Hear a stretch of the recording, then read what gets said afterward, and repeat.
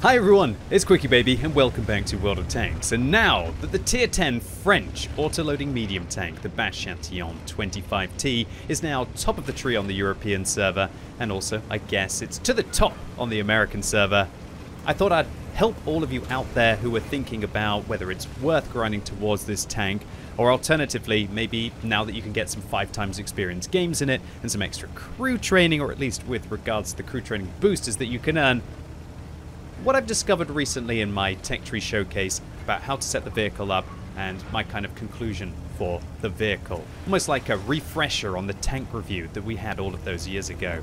So firstly, the Bat-Chat 25T, except no substitutes. There's only one Bat-Chat and there's nothing else really quite like it in the game. Originally I called this thing the best light tank, even though I knew perfectly well it was a medium. This was before the tier 10 light tanks went into the game with its competition like the AMX 13105, and before tanks like the T100LT, and way before vehicles like the EBR. And I used to play it as if it was a scout. I used to use it as a forward vehicle with decent camo and the ability to be able to whack a punch if it ever had to find someone in that kind of a scenario. And so you'll be seeing me in this first game today in this video playing the Bat-Chat in that role as more of a forward scout trying to help the team out. Now this setup, I believe I was using coated optics, vents, and I was also probably going with vertical stabilizers on this vehicle to try and reel in a little bit of the poor gun handling that the tank has. Now this setup on the tank is not going to be like the one that I'm going to be using in the second video, but the advantage of this setup, obviously with the coated optics, is that I'm going to have much better view range on this tank. I think with this kind of a setup you can get up to about the 500 meter view range mark if you're using a premium consumable, and of course you're using things like Brothers in Arms, Recon and Situational Awareness. This hyper view range will easily be able to cut through the camo on certain sneaky Swedish tank destroyers like these Stridsvagn 103Bs, especially if they fire. Although with this kind of view range, you're going to be spotting everything if they fire if they're within that 445 meter spotting distance. But while 500 meters view range, it does feel like sometimes it's overkill in World of Tanks, and you think that you're only really needing that kind of view range to spot mediums and even some of the larger light tanks at 445 meters. You're going to see all of the heavies and most of the larger tank destroyers even with about 470 or 480 meters view range. But just putting those coated optics on the tank might be a playstyle of choice for a lot of you. Their light tanks still aren't that popular in World of Tanks, outside of, I guess, playing in Ranked, where people know about how influential they can be in the battle and how convenient they can be on the map rotation there to be efficient. The Ranked battles didn't have a lot of the more close quarters maps that some of the light tanks are going to fail on. Maps like Paris, maps like Ensk, those kind of maps really where you don't want to be playing in a pure light vehicle. So you don't really see too many light tanks in the matchmaker at tier 10 constantly, apart from vehicles sometimes like the EBR. And so that's really where the Bat-Chat, if you set it up to be the master of view range for a medium vehicle, apart from obviously something like an M48 pattern, but this thing obviously is much faster and can actually play like a light vehicle with good camo rating, can really find its niche. And so this is the first thing that I pose to you. If you're more of a forward player, if you're more of a player who doesn't really rely on the gun handling of the Bat-Chat so much, and instead you really want to be able to spot out your opponents and be able to hopefully pierce the enemy's lines with that vision and support your allies, and then maybe follow it up with a magazine, then this will probably be the setup for you. Now, does the Bat-Chat feel like the most exciting and best vehicle for this purpose in World of Tanks? I think that might be a little bit of an exaggeration. I think having view range on this vehicle, it still doesn't quite compete with a vehicle like the T100LT or even the AMX 13105. But on the other hand, can a T100LT or an AMX 13105 really do this to a Jagdpanzerei 100? And this, so we're going to put the first one into the tracks. Now the Jagdpanzerei 100 has repaired their tracks, and now we just have them vulnerable, put 3 rounds into the side with the high penetration on the standard rounds, and bam, the ultimate assassin, except no substitutes. That is what the Bat-Chat has always been. In a one-on-one situation, I think this is probably the last vehicle that you would want, apart from something like a Foch B. You could argue T57 Heavy, but this thing does actually have a bigger magazine than the heavy vehicle. But here's the thing, the Batchat, unlike those two vehicles, has the mobility and the flexibility to be able to isolate its opponents and to dictate those one-on-one engagements, which is what has always made this tank so powerful and what will continue to make this tank powerful pretty much until they shut off the servers. Doesn't matter what they add in. They add in something like a TVP, they add in something like an AMX 13105, they add in the Progetto 65. Doesn't really take away from that niche example of what the Batchat is capable of being the ultimate assassin. And if you set it up with the view range, also a pretty proficient scout, as we've seen so far in this game of World of Tanks. Unfortunately for me, I take my second and third shots of the game there from the 120mm gun on the T135 and the 105mm on the Batchat. And so now I'm definitely a lot less dangerous.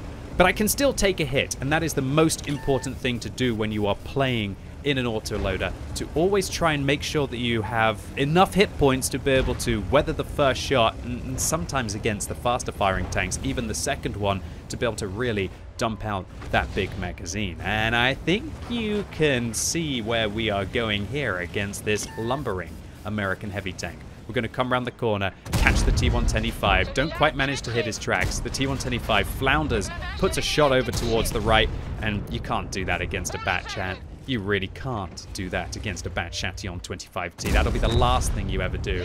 As we do a little bit of a circle in jubilation for a decent round here on the Live Oaks map. So this was the Scout Batchat 25T set up with coated optics. You might notice that our precision shots weren't quite as good as they could be, as they will be with the next setup I'm going to be showing you on the Pilsen map.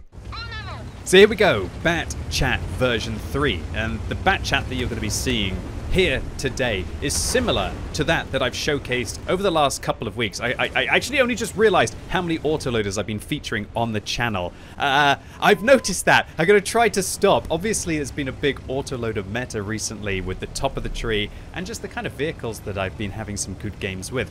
Having good games with autoloaders? Yeah. Anyway, look, I digress. What is Batchat version 2 that we're going to be seeing in this video? This is dropping the coated optics altogether and instead using the rotation device from Equipment 2.0, a lot like I recommended on the T57 Heavy and also on the TVP, and probably the setup that I would also like to use sometimes on the AMX 13105 when I want to be super dangerous. Now, this setup will definitely have limited view range, unless you have an exceptionally skilled commander of your crew, like I do, with all of the skills available, and you're using a premium consumable, you're barely going to get about 440, maybe 450 meters view range on this tank. But I've played thousands of games in the Batchat, well, 1,200 or 1,300, something like that, over the years, and so I do have a very skilled crew. So we've put ourselves into the frontal position to try and also do a little bit of spotting, but more importantly to win the most important location on this map, which has to be this central position. If you're playing on Pilsen and you dominate this area here, it just allows you to get so much more view range than the enemy team are going to be able to. You want to use this bush, push up into it, but also as soon as you spot the enemy, start pulling back with a shot. Don't think you can sit there and be safe, as the STB-1 is showing you.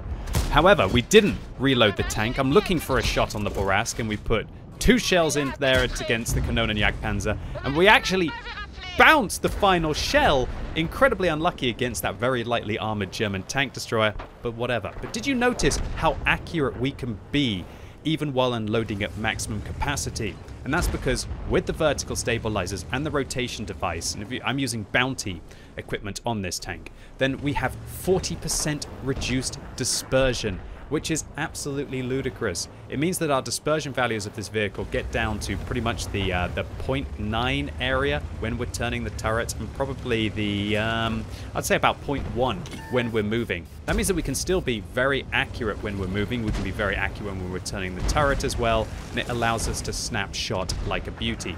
But here's the most important thing that it does. It actually affects, well, I say a snapshot like a beauty. I think that was my poor aim there against the T100 LT, or LT432 I should say. But the most important thing that this does is it's not about the dispersion when you're moving and also when you're turning the tank. It is about the bloom after you fire. And that means that the value that we have, which is 4 after firing, which then we have to use the aim time to get back in, never truly gets bad enough, and so we can keep unloading at maximum speed. And this will be the setup for you if you want to be the ultimate combat Bat Chatillon. For the player out there who's not so much interested in spotting for their team at long distances, but is more interested in dynamic gameplay, wanting to either fire on the move or alternatively just wanting to make sure that every single one of those 5 rounds counts when you're in those glorious close quarters situations. And let's be honest, that's where the Bat Chat, a lot of people love to play it, right? Isolate and assassinate, and that's exactly what we're going to do here against the new autoloader, right? Oh, hey, Progetto 65.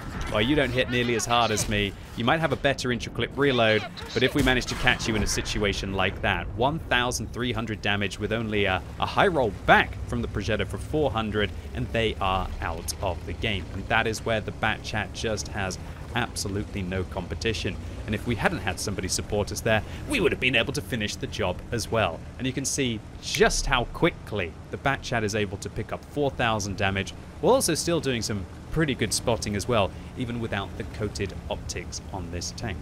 So once again, the setup for combat capacity, in my opinion, will be vents, vertical stabilizers, and also the rotation device on this tank. There is also an argument that you might want to maybe drop out one of those modules to use the improved accuracy on the tank, but I don't quite agree with that because the Bat Chat actually has pretty poor traverse speed, and so the rotation device helps out with that as well. I mean, look at that accuracy on the move. A clutch shot here there into the IS-22. We bounce the first round off the IS-7, put in the second round against the IS-7 and finish him off with a third. And then, it's an awkward situation. Do I reload? Do I not reload? Yeah, I probably think that I can get more than one shot in against the T-95, but we're just going to have to wait to see if that's the case. But oh my word, that IS-22 snapshot there, that was a thing that you pretty much can only do once you've maxed out the combat capacity on this vehicle, at least, I would say regularly, at least more regularly than you would otherwise do if you weren't using this kind of an equipment loadout on this tank. And really, I feel like it's kind of revolutionized the Bat Chat for me, and I feel like it updates it more for a 2021 kind of gameplay, that if you can try and max out the view range in other ways with other skills on the tank, then being able to instead boost the things that you can't really too much with cruise skills with your equipment slots really just makes the Bat Chat feel that it can kind of compete again with just this ultra fast dynamic nature that is World of Tanks. If you're an old school player coming back into World of Tanks thinking that you can kind of play the Bat Chat in the same way, in that ultra slow way, just doesn't really work out for you. Love it or hate it, the game is faster, and I feel that builds on your tanks also have to change along with it. And with the rotation device not also enhancing the dispersion values on the turret traverse, but also the vehicle's lumbering tank traverse and relatively mediocre turret traverse, I think that this is my preferred setup for the Bat Chatillon 25T, and had a lot of fun with the tank on Sunday for it. And whether you choose to play the Scout Bat Chat, which will be lapping up those Scout medals and also Patrol Duty medals with the 6,000 spotting that we managed to get on the Live Oaks map, or alternatively the Combat Bat Chat, where you're going to be picking up hopefully some high calibers with the 5,200 damage that we dealt and 2,200 spotting on the Pilosane map, will be up to you. But undoubtedly, irrelevant of how you choose to set up the Bat Chatillon 25T in 2021, it still has no true rivals. It's the one, it's the only, it's the Bat Chat.